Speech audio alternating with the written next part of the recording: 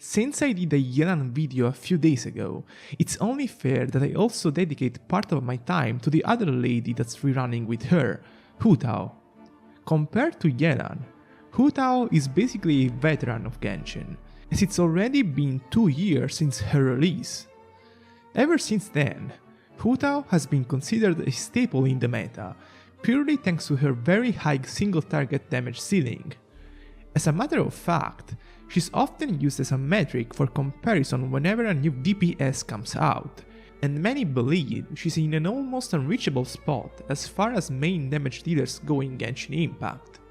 In this video, I will analyze whether or not this is truly the case as of now, as many things have changed since her first release. Let's get straight into it.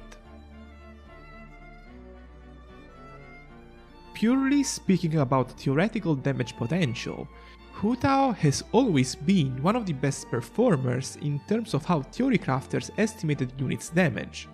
To summarize the theory crafting methods that are commonly used, people use fixed rotation following a specific standard, and they assume a single target, against which this rotation is always performed perfectly. This is a type of scenario that probably favors Hu Tao more than any other main damage dealer in the game, as, excluding high constellation levels, most of her damage boils down to single target hits, while her nuke potential with the elemental burst is quite limited in comparison. Not only that, but she's probably one of the trickiest units to handle in terms of gameplay, due to how much of her damage potential is tied to the correct execution of her attacks. Whatever combo you're using, be it N1C or N2C with a jump or dash cancel, mastering Hu Tao will require some time.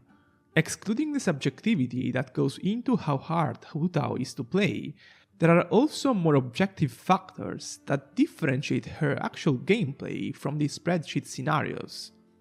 In real game scenarios, you're often chasing enemies around, and that requires you to use dashes. Dashes consume stamina, and since Hu Tao is strictly tied to that parameter to execute her attacks and cancels properly, that means the more you have to chase enemies around, the more limited your Hu Tao's damage potential will be. In comparison, spreadsheets assume that the opponent always stays close to you, and you're able to perform the full Hu Tao attack chain perfectly. Due to this, Hu Tao is more of a fantastic boss killer, rather than a fantastic damage dealer in all game scenarios. This aspect can become less restrictive by unlocking her Constellation 1, which nullifies her stamina consumption for charge attack alone. Note that this doesn't include dash cancels. This Constellation is a complete game changer for Hu Tao, as not only it allows her to use more charge attack in general, but it also makes her gameplay smoother and more forgiving in terms of how you can handle her stamina. It can be easily argued that this Constellation is one of the best in the game, and I'm sure that if Hu Tao came out now instead of 2 years ago, her C1 being such a game-changing aspect would unleash way more drama than it did 2 years ago. In short, I think that we, as a community, tend to be more severe in regards to newer characters, while we tend to forgive, or worse forget, older characters' flaws when comparing them, but this is besides the point of the video. While Hu Tao has issues that limit her potential compared to what spreadsheets say, her capabilities as a damage dealer are still pretty great. Since she has access to a wide array of teams, most of them containing great units that can either provide strong utility or high damage on their own, it's rather easy to build a team around Hu Tao that can easily clear all the content in the game. The latest addition to her RM was the Double Hydro Core, which became very popular once Yelan first released. It will be very hard to call Double Hydro a Hu Tao team specifically, as it's actually the other way around. Double Hydro is the core, and Hu Tao just happens to be one of the best possible fits for that team concept. A common misconception about Double Hydro is that people believe it's the ceiling of Hu Tao teams, but that's not necessarily true.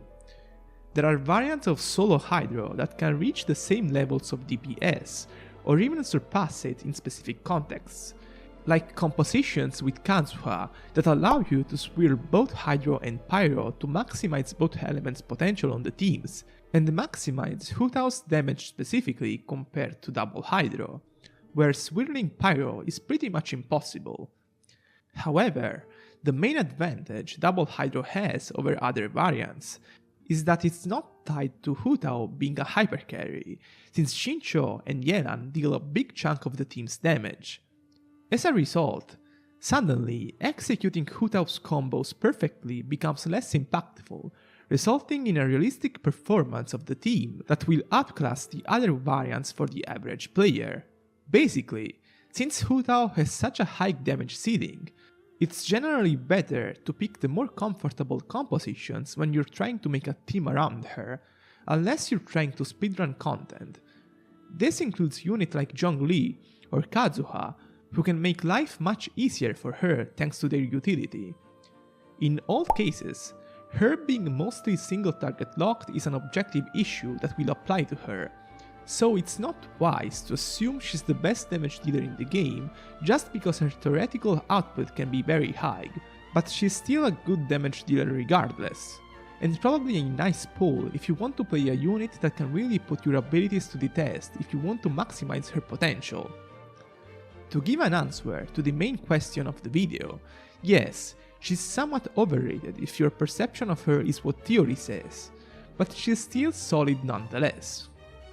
Last but not least, if you're looking for advice on whether to go for Staff of Homa or Constellation 1, I would suggest you to aim for the second. The two options are similar theoretical damage increases for Hu Tao, but the Constellation 1 just transforms her gameplay in a significant way, and in my case specifically, it made her much more enjoyable to play.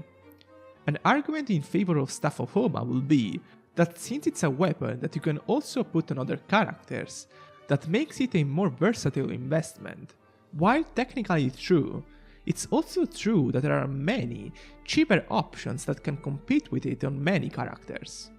The Catch is an obvious example, a completely free-to-play option that is basically equivalent to Staff of Homa on popular meta characters such as Raiden or Xianling, and even more niche ones such as Rosaria, purely due to the fact that they're sub-DPS that need the energy that the Catch provides, and can also make extra use of it thanks to the Emblem of Severed Fate set. Homa will stay a greater option for main damage dealers that don't need energy recharge as much as sub-DPS generally do, but since excluding Xiao, Hu Tao, and Sino, there aren't relevant examples of that in the game currently, that really limits Homa's flexibility compared to what you'd expect in theory. I'm done for today. If you enjoyed the video, make sure to leave a thumbs up and subscribe. See you next time!